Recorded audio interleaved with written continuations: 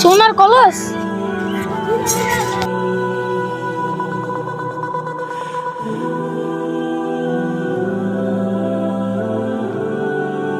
বড়দা বড়দা, এই দেখো আমরা সোনার কলস পেয়েছি।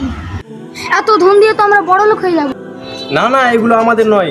রাসূল সাল্লাল্লাহু আলাইহি সাল্লাম বলেছেন, অন্যের মান নেওয়া হারাম। ভাইরা, তোমাদের সততা ও ঈমান তোমাদের আসল সম্পদ। সত্যিকারের সম্পদ সোনা নয়, বরং ঈমান ও সততা।